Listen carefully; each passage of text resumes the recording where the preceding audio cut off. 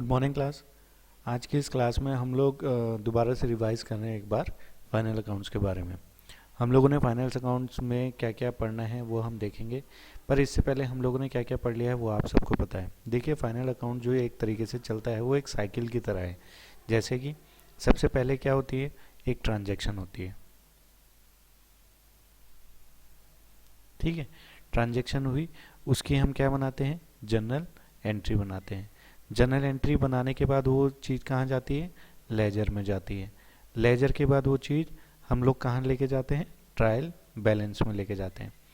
Trial balance से वो चीज़ें हम लोग मैच कर लेते हैं। ठीक है ना, कि भाई यहाँ तक का हमारा जितना काम है वो सारा का सारा बिल्कुल सही है, इसके आगे हम फाइनल अकाउंट बनाएंगे तो उनमें कोई दिक्कत ना आए। तो इसलिए यहीं पे वो सारी चीज़ें हम देख लेते हैं। अब हो सकता है ना, आप लेजर के बाद भी फाइनल अकाउंट बना सकते हो, पर उसमें ना फिर आपको बहुत दिक्कतें आएंगी कि अगर कहीं पे भी थोड़ी सी भी गलती होगी तो आपको दोबारा से फाइनल अकाउंट पूरा का पूरा छेड़ना पड़ेगा, गलती करनी पड़ेगी, मतलब वो हटानी पड़ेंगी उसमें गलतियां, तो इतनी लंबी प्रोसेस हो जाएगी। तो इसीलिए हम लोग क्या करते हैं, ट्रांजैक्शन जैसी होती है जर्नल एंट्री बनाते हैं, जर्नल एंट्री के बाद लेजर, और फिर लेजर के जितने भी बैलेंस आते हैं उनको ट्रायल बैलेंस में ले जाके उन बैलेंसेस को मैच करते हैं। ट्रायल बैलेंस मैंने कल की वीडियो में, कल के लेक्चर में आप लोगों को बताया है किस तरीके से बनता है, और उसमें दोनों साइड ना मैच होते हैं वो हमेशा। तो ट्रायल बैलेंस जब बन जाता है, ट्रायल बैलेंस मैच कर जाता है, तो हमें ये पता चल जाता है भाई कि जनरल एंट्री और लेजर हमारे पूरे के पूरे सही बने हैं, और यहाँ से जो भी बैलेंसेज आगे जाएंगे वो बिल्कुल सही जाएंगे। तो अब हमें आगे फाइनल अकाउंट बनाने में कोई दिक्कत उतनी नहीं आएगी। अब फाइनल अकाउंट में अगर आप कोई गलती कर देते हो तो बात अलग है, पर इनकी वजह से आपको कोई दिक्कत नहीं आएगी। ठीक है ना, तो हम पहले ट्रांजैक्शन जैसी होती है उसकी जनरल एंट्री, जनरल एंट्री के बाद लेजर, लेजर के बाद ट्रायल बैलेंस, और यहीं पे सारी हम जितने पीछे हमने जितना भी काम किया है उन सबको मैच कर लेते हैं ताकि कोई गलती तो नहीं है ये पता चल जाए। अब हम आगे देखते हैं कि इसमें हम फाइनल अकाउंट में सबसे पहले जो बनाते हैं वो बनाते हैं ट्रेडिंग अकाउंट। ठीक है, ट्रेडिंग अकाउंट। अब ट्रेडिंग अकाउंट क्या होता है ये मैंने आपको पहले बताया हुआ है, पर अभी मैं दोबारा इसको बताऊंगा अच्छे से। पर ये अभी के लिए बस इतना ध्यान रखना है कि ट्रेडिंग अकाउंट, ट्रायल बैलेंस के बाद हम लोग क्या बनाते हैं, ट्रेडिंग अकाउंट। ये ट्रायल बैलेंस हम ना भी बनाए, लेजर के बाद भी ट्रेडिंग अकाउंट बन सकता है, पर हम बनाते नहीं है। क्यों? क्योंकि हम पहले चेक कर लेते हैं कि भाई इससे पहले के हमारे जितने खाते हैं ये सारे के सारे लेजर और जनरल एंट्री हैं, इनमें कोई गड़बड़ तो नहीं है, इसलिए हम लोग ट्रायल बैलेंस बनाते हैं।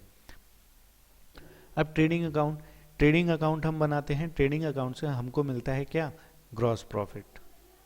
ठीक है, जीपी बोलते हैं इसको, यानी कि ग्रॉस प्रॉफिट। ग्रॉस प्रॉफिट ये हमें मिल जाता है। ठीक है, अब ट्रेडिंग अकाउंट बनाने के बाद हम बनाते हैं पीएनएल अकाउंट, यानी कि profit and loss account. PNL account यहाँ बनाया। अब ये जो ग्रॉस प्रॉफिट है ये कहाँ जाएगा, पीएनएल अकाउंट में जाएगा। पीएनएल अकाउंट से हमको मिलता है नेट प्रॉफिट, यानी कि एनपी, नेट प्रॉफिट। ठीक है, अब ये नेट प्रॉफिट यहाँ पे पीएनएल में निकलता है। अब यहाँ से पीएनएल के बाद हम बनाते हैं क्या, बैलेंस शीट। बैलेंस शीट हमने बना दी। ये जो नेट प्रॉफिट है ये यहाँ बैलेंस शीट में जाता है। फिर यहाँ पे सारी चीज़ें खत्म हो जाती हैं, फिर से वही कहानी शुरू होती है, transaction, journal entry, ledger, trial balance, trading, PNL, balance sheet. फिर एक साल खत्म हो जाता है, फिर हम ट्रांजैक्शन करते हैं। तो ये सारी कहानी इस तरीके से चलती रहती है।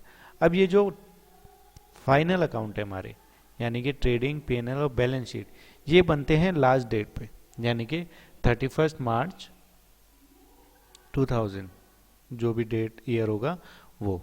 तो यानी कि ये कब बनेंगे, 31 मार्च को या फिर 31 दिसंबर को, क्योंकि हमारे पास दो फाइनेंशियल ईयर हैं, एक है 1 जनवरी से 31 दिसंबर, दूसरा 1 अप्रैल से 31 मार्च। तो जो भी वो लोग, जो भी कंपनी जो वाला फॉलो करती है फाइनेंशियल ईयर, हम उसी के लास्ट डेट पे ये फाइनल अकाउंट बनाते हैं। नाम से ही पता चल रहा है फाइनल, है ना, यानी कि आखिरी खाते जो अब बनेंगे तो ये लास्ट डेट पे ही बनेंगे, क्योंकि फाइनल डेट आ चुकी है तो उसी दिन बनाए जाएंगे। तो जनरल एंट्रियाँ पूरे साल चलती रहती हैं।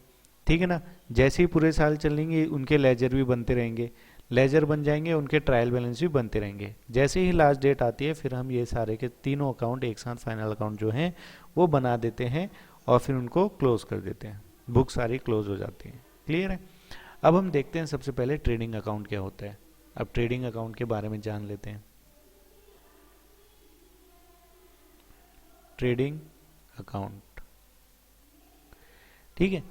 अब ट्रेडिंग अकाउंट में सबसे पहले मैं आपको ये बताता हूँ, देखो ट्रेड, ट्रेड मतलब व्यापार, ये तो आपने बिजनेस में पढ़ा होगा। तो ट्रेडिंग में क्या क्या चीजें आएंगी, तो जो व्यापार से जुड़ी हुई हैं, ठीक है। अब व्यापार से कौन कौन सी चीजें जुड़ी हुई रहती हैं, तो व्यापार से हम लोग जो प्रोडक्ट्स बनाते हैं, ठीक है ना, जैसे हमने कोई प्रोडक्ट बना दिया, वो हम किस प्रोडक्ट में डील कर रहे हैं, हम क्या सर्विसेज दे रहे हैं, वो हमारे ट्रेडिंग अकाउंट में आती है, ठीक है। तो ये एक तरीके से क्या है कि जो हम सामान बना रहे हैं, ठीक है ना, जो हम सामान बना रहे हैं उसके ऊपर जो खर्चा आता है वो आता है ट्रेडिंग अकाउंट में। क्लियर। अब देखो एक्सपेंस, जो खर्चा है, एक्सपेंसेस, ठीक है। जो एक्सपेंस हैं वो दो टाइप के हैं आपके, एक है डायरेक्ट, दूसरा है इनडायरेक्ट। डायरेक्ट एक्सपेंस और इनडायरेक्ट एक्सपेंस। डायरेक्ट एक्सपेंस वो होते हैं जो सीधे सीधे आपको प्रोडक्ट बनाने में जो खर्चा लग रहा है उसको हम डायरेक्ट एक्सपेंस बोलते हैं। इनडायरेक्ट एक्सपेंस वो हैं जो इनडायरेक्ट आपके प्रोडक्ट पे पड़ रहे हैं, ऐसे खर्चे, वो डायरेक्ट काम नहीं आ रहे हैं, वो खर्चे इनडायरेक्टली उस प्रोडक्ट पे लग रहे हैं। अब ये कैसे खर्चे हैं, कौन से खर्चे हैं, अभी हम इनको देखेंगे, ठीक है। अब एक एग्जांपल मैं आपको पहले बताता हूं। सबसे पहले हम ये देखते हैं, जैसे मान लेते हैं कि आप एक कोई एक प्रोडक्ट बना रहे हो, मान लेते हैं मोबाइल बना रहे हो, एक मोबाइल आप बना रहे हो। तो मोबाइल बनाने में जो जो खर्चा आएगा, ठीक है, मोबाइल बनाने में जो जो खर्चा आता है, अब मोबाइल बनाने में क्या क्या खर्चा आएगा, सबसे पहले रॉ मटेरियल लगेगा, ठीक है। फिर इसके रॉ मटेरियल लग गया, फिर पार्ट्स भी लगेंगे, फिर इसके सीपीयू और जो भी इसके मेन बोर्ड हैं वगैरह वगैरह, ठीक है, वो सारी लगेंगे, ठीक है। बैटरी लगेगी, डिज़ाइन, ओवरऑल एक फ़ोन को बनाने में जो भी चीज़ें डायरेक्ट आ रही हैं जिससे ये फ़ोन बन जाएगा, ठीक है ना, ये एक फ़ोन है, इस फ़ोन को बनाने के लिए जो जो चीज़ें चाहिए वो खर्चा हमको करना पड़ेगा, तभी तो ये फ़ोन बनेगा, है कि नहीं है। अब ये फ़ोन बन गया, तो इसमें क्या क्या खर्चे हुए, इसमें खर्चे हुए रॉ मटेरियल, जो इसमें कच्चा सामान लगा है, इसको मतलब कोई जैसे स्टील का कोई फ़ोन होता है या एल्यूमिनियम बॉडी वाले फ़ोन होते हैं, मेटल वाले होते हैं, तो उनमें मेटल पिघला के फिर उनको फ्रेम व्रेम बनाएंगे, फिर उससे बनाएंगे, है ना, पार्ट्स वगैरह उनके, सीपीयू, मेन बोर्ड, चिप्स वगैरह, है ना, बैटरी लगती है, और डिज़ाइन विज़ाइन में भी जो खर्चा आता है। तो ये सारे खर्चे करने के बाद हमारा ये फ़ोन तैयार हो गया। तो आप क्या कर रहे हो, एक मोबाइल बना रहे हो, इस मोबाइल को बनाने के लिए जितना भी खर्चा आता है वो ये है, तो वो क्या कहलाएगा, डायरेक्ट एक्सपेंस, ठीक है। भाई जो प्रोडक्ट आप बना रहे हो उसको बनाने के लिए जितना खर्चा आया, जिससे वो बन गया, तो वो ऐसा खर्चा है जो सीधा उस प्रोडक्ट पे लग रहा है, तो वो हो गया हमारा डायरेक्ट एक्सपेंस। क्लियर है। अब इस मोबाइल को बनाने के लिए एक फैक्ट्री भी रही होगी, जहाँ जिस फैक्ट्री में इलेक्ट्रिसिटी का बिल भी आया होगा, तो है ना, इलेक्ट्रिसिटी बिल आ गया, यहाँ पे आ गया, और भी बहुत सारी चीज़ें होंगी जहाँ मजदूर लगे होंगे इसमें, तो वेजेस भी दी होंगी, ठीक है ना, और भी जो भी खर्चे हैं, मतलब एक तरीके से जो जहाँ पे ये एक तरीके से मोबाइल तैयार हो जाएगा, उस मोबाइल को तैयार करने में जितना भी खर्चा आ रहा है, जिससे वो मोबाइल तैयार हो रहा है, बन गया पूरा फाइनल, वो सारे खर्चे हैं डायरेक्ट। क्लियर है। सारे के सारे खर्चे जो डायरेक्ट फ़ोन बनाने में हेल्प कर रहे हैं, वो सारे खर्चे डायरेक्ट एक्सपेंस आ गए। और ये मैं इसलिए बार बार फोकस कर रहा हूँ, आपका ध्यान इस पे लेके जा रहा हूँ, क्यों, क्योंकि ट्रेडिंग अकाउंट में सिर्फ और सिर्फ डायरेक्ट खर्चे ही आते हैं। क्लियर है।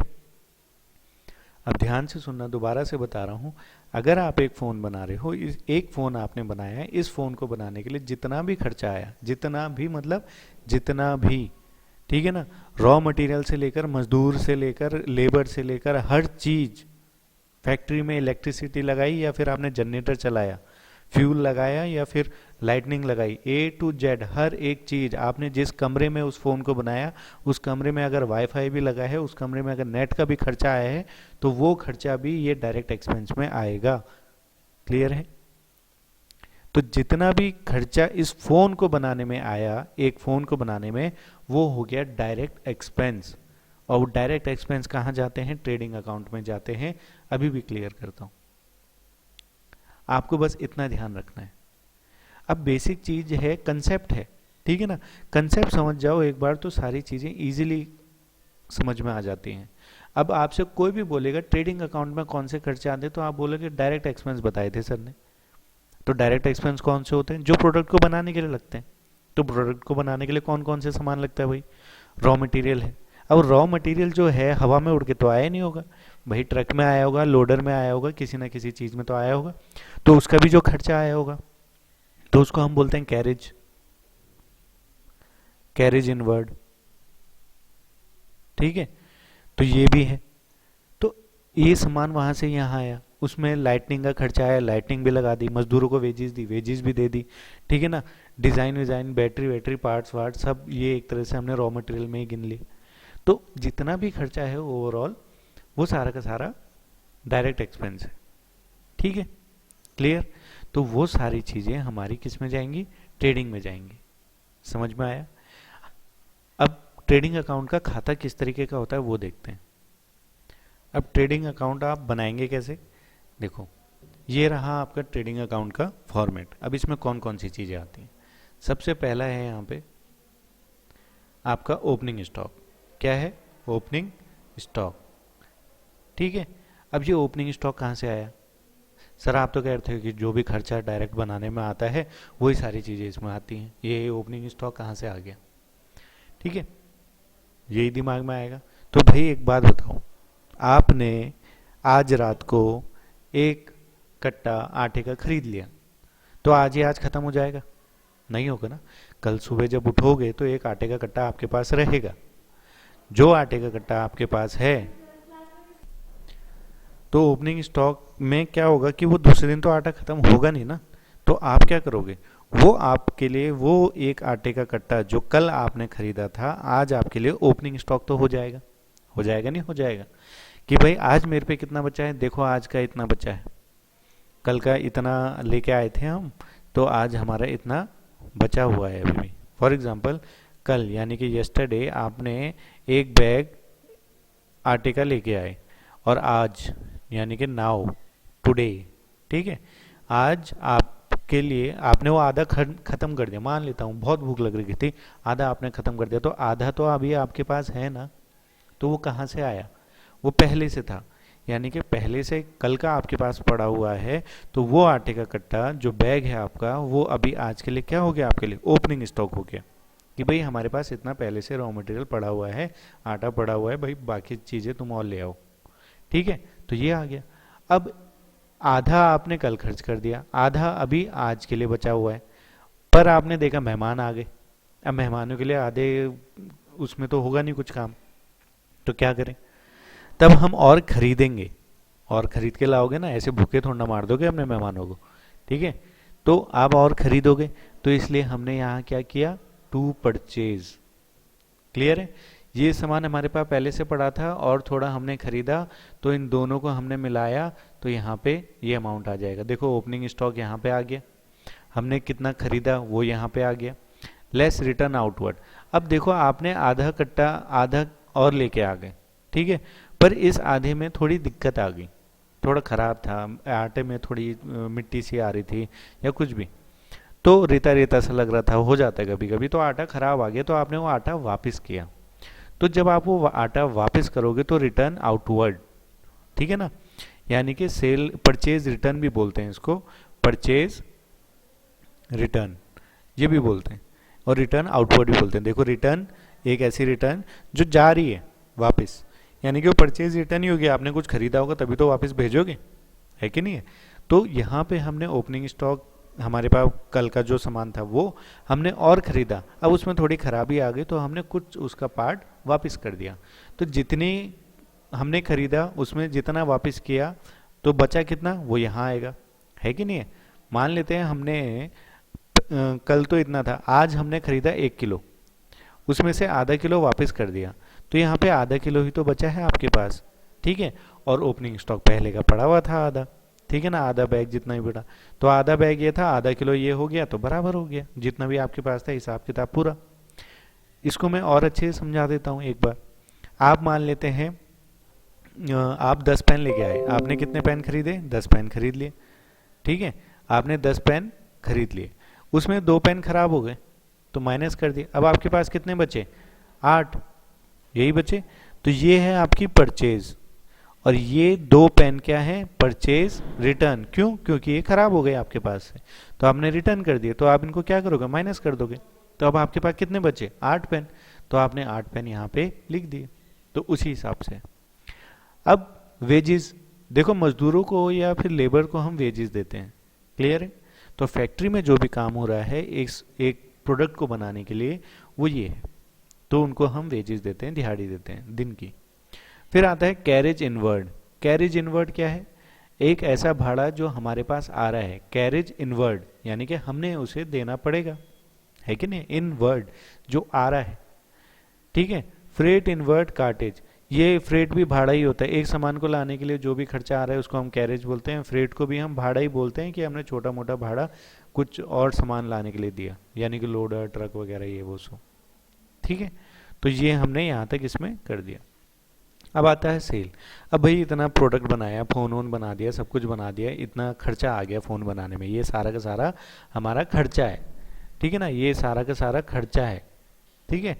ये खर्चा हमारा आ गया, इस खर्चे के बाद अब हम क्या करेंगे, उसको मार्केट में दुकान वालों को बेचेंगे, सीधे मार्केट में नहीं बेचेंगे, हम दुकान वालों को बेचेंगे। तो हमने दुकान वालों को सामान बेच दिया अपना, वो फ़ोन अपना बेच दिया, मान लेते हैं हमने उनको 10 फ़ोन बेच दिए, ठीक है। उसमें से एक फ़ोन खराब आ गया, तो जितनी की कीमत है वो इधर आ जाएगा, और यहाँ पे हम बाहर लिख देंगे भाई हमारे पास टोटल इतना सामान बिका। मान लेते हैं आपने 100 रुपये का कोई सामान बेच दिया, उसमें से 10 रुपये का वापस आ गया, तो अब आपके पास कितने हैं, 90। तो वो ये 100 रुपये का आपने बेचा, 10 रुपये का सामान वापस आया, और 90 रुपये ये आ गए, क्लियर है। अब लास्ट में आता है क्लोजिंग स्टॉक। अब जैसे कि यहाँ पे यस्टरडे, कल आधा बैग बचा हुआ था, तो आज भी कुछ बचेगा, तो जो बच रखा है स्टॉक वो कितना है, वो यहाँ पे, क्लियर। तो ये क्लोजिंग स्टॉक आ गया। अब इसमें मैं आपको एक चीज़ क्लियर कर दूं, ठीक है, इतना तो मेरे ख्याल से समझ में आ गया होगा, इतने मुझे लगता नहीं आपको कोई दिक्कत आएगी। तो अब ध्यान से देखना आप, ओपनिंग स्टॉक ये ये ये ये और ये कभी चेंज नहीं होते, ठीक है ना, ये हमेशा एज इट इज़ रहेंगे ही रहेंगे। इसके नीचे वाले चेंज होते रहेंगे, यहाँ से ये टू वेजेस बाय ग्रॉस ये सब, पर यहाँ पे ये चीज़ें एज इट इज़ ही रहती हैं। ट्रेडिंग अकाउंट आप कभी भी बनाओगे तो आंख बंद करके ये तो लिख ही देना। क्या लिखोगे, to opening stock purchase, purchase return, या रिटर्न आउटवर्ड, आपकी मर्जी। इनको परचेज रिटर्न भी लिख सकते हो, ये सेल है तो सेल रिटर्न भी लिख सकते हो, सेल रिटर्न, ठीक है। तो टू ओपनिंग स्टॉक, यहाँ ओपनिंग स्टॉक लिखा, परचेज लिखी, परचेज रिटर्न लिख दिया लेस, यहाँ sale, sale return, closing stock, बस इतना तो लिख ही देना। इसके बाद और चीज़ें जो आएंगी, अब कोई खर्चा है तो to wages, carriage inward, freight inward, ये सारी चीज़ें इधर लिस्ट बढ़ती चली जाएगी। इधर कुछ नहीं आता है, इधर बस ये 3 चीज़ें ही आएंगी, ठीक है। इधर ये बाकी चीज़ें बढ़ती चली जाती हैं, पर इतना ये 3 तो आएंगी ही आएंगी, ठीक है। ये तीनों ने आना ही आना है, और ये इधर भी ये तीनों ने आना ही है, और इन तीनों के अलावा और कुछ नहीं आता यहाँ पे। ये ग्रॉस लॉस कैसे आया ये अभी बताता हूँ, इतना समझ में आ गया। To opening stock, purchase, purchase return, sale, sale return, closing stock, ये आंख बंद करके कभी भी ट्रेडिंग अकाउंट बनाने के लिए बोलेंगे, ये तो लिखना ही लिखना है, ओके। अब इसके बाद कोई और चीज़ आती है तो वो इधर ही आएगी, इधर ही आएगी, क्लियर है। इसके बाद हाँ, अगर ये आपको देखना पड़ेगा कि मोस्टली जितना भी आपके सिलेबस में, तो वो सारी चीज़ें इधर ही आती हैं, अलग से ऐसे कुछ है नहीं, यहाँ पे ना नील के बराबर आती हैं, ठीक है। पर अगर कोई प्रॉफिट हो रहा है या कोई सेल वेल करके कोई हमें इनकम हो रही है तो इस साइड आती है, अदरवाइज खर्चे हैं एक प्रोडक्ट को बनाने के लिए, वो सारे खर्चे इधर ही आते हैं। अब आप क्या करोगे, ये अमाउंट आपने यहाँ लिखे, तो डेबिट साइड में जितना भी अमाउंट आए इन सबको प्लस करोगे, क्रेडिट साइड का जितना भी अमाउंट आया इन सबको प्लस करोगे। तो मान लेते हैं यहाँ पे 10, 20, 30, 40, 50, 60 ऐसे करते हुए कुछ अमाउंट आए हैं, ठीक है ना। तो उन सब का टोटल आया है 100, और यहाँ पे भी जो अमाउंट आया है उन सब का टोटल करके आया है 90, ठीक है। तो ज़्यादा कौन सा है, इधर 100 वाला। तो हम क्या करेंगे, इधर भी 100 लिख देंगे, ये इधर भी 100 आ गया और इधर भी 100 आ गया, क्लियर है। अब इधर कमी आ रही थी, इधर आ रही थी 10 रुपए की कमी, क्यों, क्योंकि इधर का टोटल कितना आ रहा था, 90 आ रहा था। तो हम यहाँ लिखेंगे 10 रुपए। अब ये किस चीज का है, ये है ग्रॉस लॉस का, ठीक है। ये है हमारा ग्रॉस लॉस का 10 रुपए, ये जो बैलेंस आया। अब वही अगर यहाँ पे होता 100 रुपए, यहाँ पे आते 90 रुपए, यहाँ पे आते तो हम यहाँ लिख देते 10 रुपए, ये होता हमारा ग्रॉस प्रॉफिट, ठीक है। जो भी बैलेंस आएगा तो उसको हम लिखते हैं ग्रॉस प्रॉफिट, और इधर हम लिखते हैं ग्रॉस लॉस। मैंने आपको शुरुआत में ही एक चीज़ बताई थी कि ट्रेडिंग अकाउंट से हमें क्या मिलता है, ग्रॉस प्रॉफिट मिलता है, तो ये आपने इधर देखना है, क्लियर है। अब ग्रॉस प्रॉफिट क्या होता है, ग्रॉस लॉस क्या होता है, ये हम कल की क्लास में देखते हैं, और फिर कल हम इसके एक दो क्वेश्चन पर्टिकुलर जो होंगे उनको हम करेंगे और उनको देखेंगे, ठीक है। अब आपको इससे रिलेटेड कोई दिक्कत आती है या कुछ समझ नहीं आया तो आप मुझसे पूछ सकते हैं। Thank you.